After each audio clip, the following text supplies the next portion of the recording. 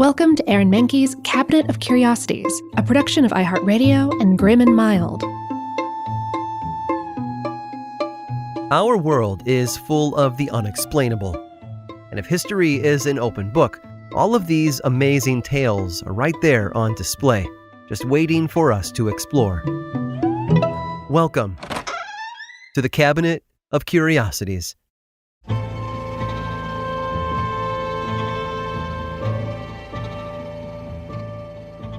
It's always interesting to see what inanimate objects people become attached to throughout childhood. Most of us had a favorite blanket or toy we simply couldn't live without, which usually made things interesting for parents and babysitters when they were accidentally left behind. Most parents would love a how-to manual to explain what to do in certain situations, but unfortunately no magical book exists. Instead, most take parenting forums, family, and friends to get to the bottom of the whys and hows of child rearing. Many have anecdotes about their child's favorite toy. Toy being a loose description of whatever they manage to haul into bed every night with them. Some kids bring teddy bears and blankies to bed, while others bring toothbrushes, Band-Aid tins, thermometers, plastic lizards, and, in one memorable case, a plastic training potty. Several studies have been done to try and explain why kids form such close bonds with these items, but it really seems to come down to a sense of safety. Most children will feel attached to some kind of comfort object and often choose it on their own, no matter how many stuffed animals are presented to them. These items bring comfort and a sense of familiarity, and even if the subject doesn't look particularly cuddly, the memories linked to it likely soothe and reassure them. Most people would argue that trees are not cuddly. They're excellent for climbing, tree houses, shade, and apples, but rarely for hugs. Luckily for most parents, their child can't drag a tree into bed, but some children will go to great lengths to ensure the longevity of an old friend.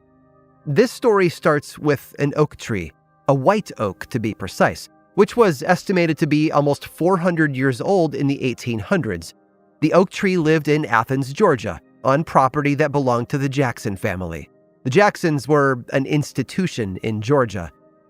One of the most well-known members of this clan was James Jackson, who immigrated from Devonshire, England to Savannah, Georgia, and grew up under the care of a local lawyer. He was a trained duelist and served in the Revolutionary War, personally participating in the recapture of Augusta and Savannah for the Americans. He built up a law practice in Savannah and was elected to the first Georgia state legislature, where he served for 2 non-consecutive terms. In between, he was the governor of Georgia and a member of the U.S. House of Representatives.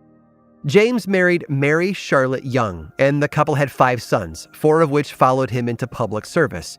2 served in Congress, and 1 went on to become a Chief Justice of the Supreme Court of Georgia.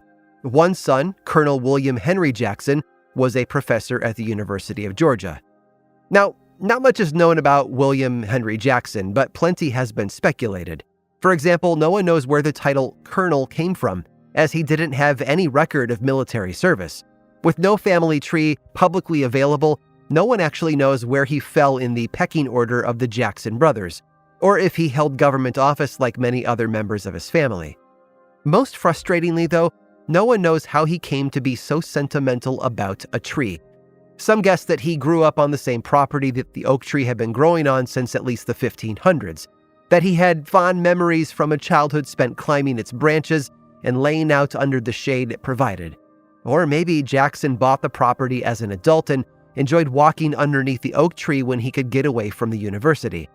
His reasons are entirely unknown, but thanks to a fascinating story in the Athens Weekly Banner from August of 1890, we do know that Jackson was extremely fond of his oak tree. So fond, in fact, he wanted to be sure it would be protected, even after he was gone. So, William Jackson deeded the tree to itself. Jackson was very clear in his wishes, and the original deed reads as this: "For and in consideration of the great love I bear this tree, and the great desire I have for its protection for all time, I convey entire possession of itself and all land within 8 feet of the tree on all sides. William H. Jackson." The tree that owns itself became something of a local marvel, and people came from all over to see it.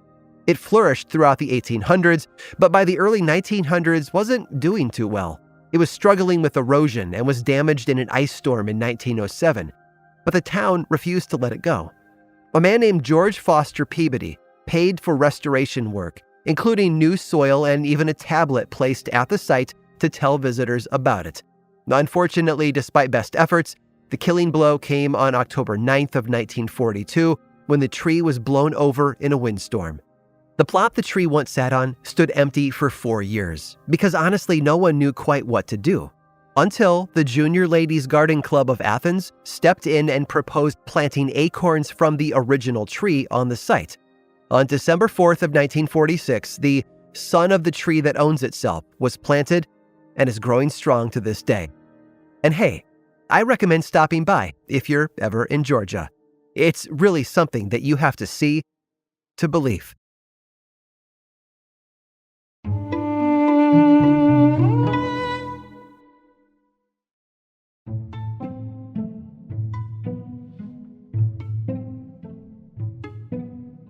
We've all met someone and gotten a strange feeling that something was off. Maybe it was in a story they told or the way they dressed. We're often instructed to trust our gut. Clearly, if we sense that something is amiss, that means we must be right? During the 1930s, the Catholic Church had the same feeling about someone quite popular, and so they launched an investigation into a person who had never given them any reason to be suspicious before. It was just that when the rumors got to be big enough, they had no choice but to see if they were true. Her name was Jane, and she was born in Santa Monica, California in 1928. She was the youngest of 3, with 2 older brothers named John and George Jr. Jane was pushed towards entertainment by her mother, who enrolled her in dance classes when she was only 3 years old. It wasn't long before young Jane was noticed by casting director by the name of Charles Lamont, who had directed a number of shorts starring Buster Keaton. Lamont worked for Educational Pictures, a production company that made popular short films of the day. In 1932, he brought Jane to an audition for him and immediately signed her for a contract. She would star in a series of comedy shorts called Baby Burlesques. That's burlesque with a KS at the end. But these weren't risque performances meant for adults. They were short parodies of popular films and current events starring small children. For example, Jane played a saloon singer in a send-up of the Mae West film She Done Him Wrong, titled Glad Rags to Riches. But pretty soon, it was clear that there was more to Jane than bit parts in short films. She broke out of the background into more starring roles. Educational Pictures even bumped her up into longer films where she could really shine. And shine she did. So much so that a songwriter working at Fox noticed her dancing in the lobby of a theater after he had just seen her in one of her pictures.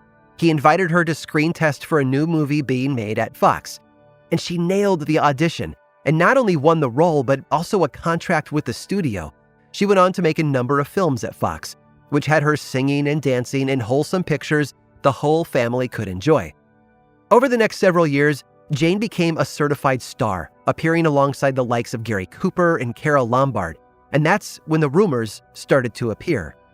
Magazines and tabloid rags printed all sorts of stories about Jane, like how she had her teeth filed to make them look like baby teeth, or that they were actually dentures. Outlets also suggested that she wore a wig or dyed her hair. Fans used to yank on it in public to see if the rumor was true. And the worst rumor of all, that she wasn't actually a child.